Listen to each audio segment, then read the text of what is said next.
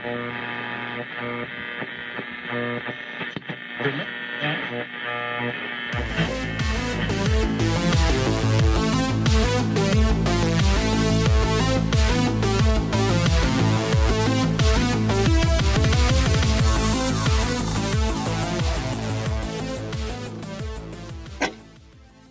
Bog, braći i sestri, i dobrodošli u još jednu epizodu podcasta Glas 61.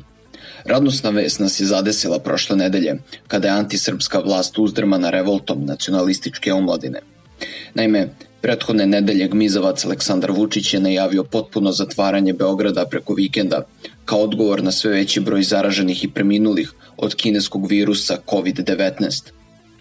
Neću ulaziti u to da li su ti brojevi stvarni, da li ima manipulacije i povezanost sa naglim padom broja pred izbore i naglim rastom nakon izbora. Isto tako ću zaobići kontradiktorne izjave takozvane struke i kriznog štaba. Verujem da svako ko ima pristup internetu je veoma dobro upoznat sa takvim podacima.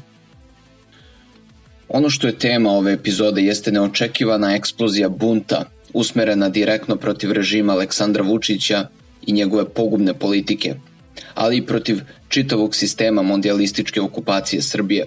Naime, nekoliko takozvanih opozicionih lidera je oterano pa čak i fizički napadnuto od strane demonstranata, što oslobodilo protest bilo kakvog politikanskog plašta. Slobodarska omladina se hrabro držala u sukobu sa psima čuvarima vladajuće klike. Videvši da nema kontrolu nad tim ljudima, Vučić je treći dan angažovao svoje levičarske i građanske grupacije da preuzmu protest. Čak su i osmislili slogan "Sedi ne nasedaj", kako bi se distancirali od hiljada mladih koji su učestvovali u okršaju sa policijom prva 2 dana protesta. Vučiću je naizgled uspelo. Treći dan protesta je protekao mirno, policija i protestanti su sedeli jedni naspram drugih. Verujem da je on u svom kabinetu već odahnuo, omladina je pacifikovana, idemo sve po starom.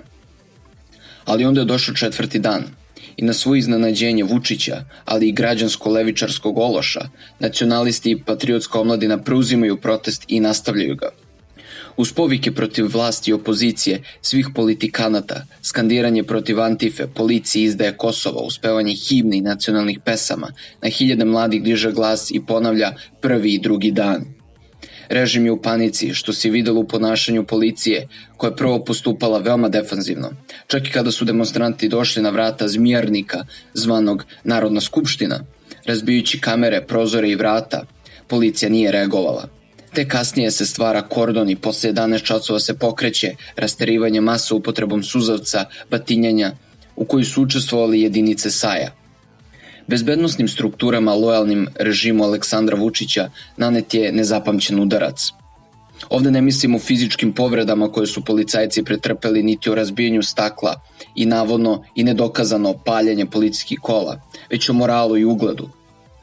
Naime, policija nije očekivala ovakvu eksploziju od strane demonstranata.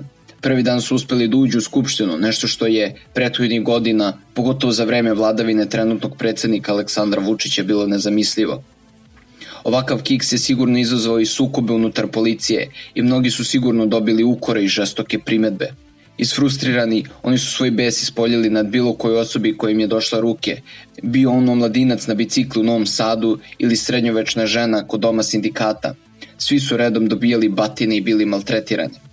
Pokazali su svoje najružnije lice i šira javnost ih je doživjela kao najobičnije nasilnike i batinaše, prostitutke ovog režima, spremni da unakaze omladinca jer se zateko na određenom mestu u određeno vreme.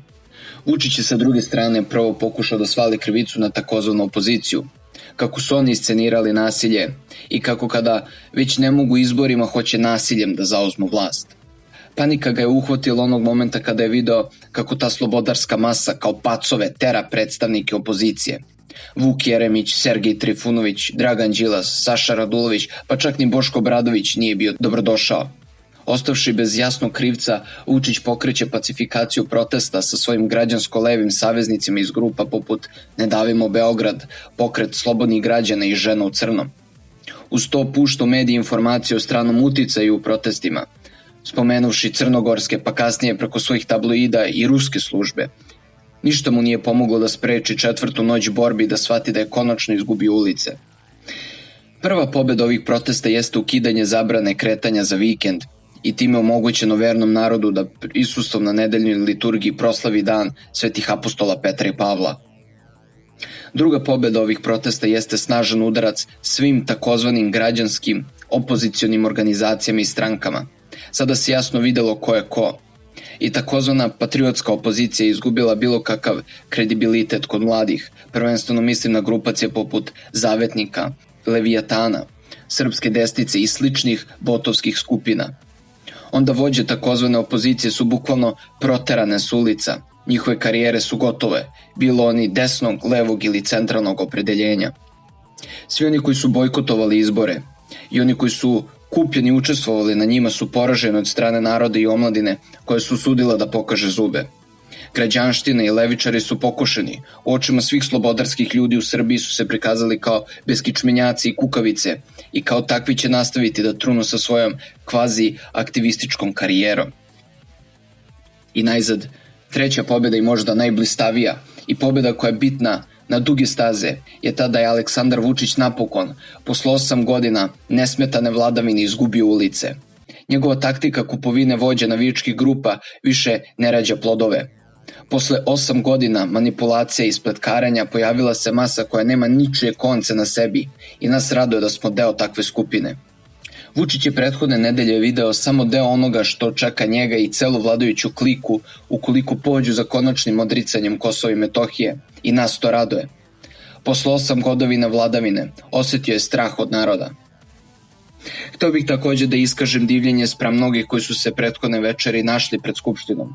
Prvenstveno bih spomenuo kidnapovanje Damjana Kneževića, koji je bio uhapšen prvi dan i skoro dan i po se nije znalo šta se s njim dogodilo. Onda jedan naš aktivista je pretrpeo teško batinjanje od strane članova nazovi bezbednosnih struktura, koje su ga ismevale i opljačkale na kraju. On naravno nije jedina žrtva ovih razbojnika u plavom. Svaki od njih je pokazao zube i da ima lavlje srce i ponosni smo što postoje, bili oni naši aktivisti ili ne. Srbiji odbijte poslušnost Vučićevoj koaliciji kao i iskontrolisanoj opoziciji. Opozicija u Srbiji nema partijsku knjižicu, njeno jedino obeležje je krst, dvoglavi orao i crveno-plavo-bela zastava. Posle buđenja omladine u Crnoj Gori sledilo je buđenje i u Srbiji. Slava Bogu i dogodine bez politikanata.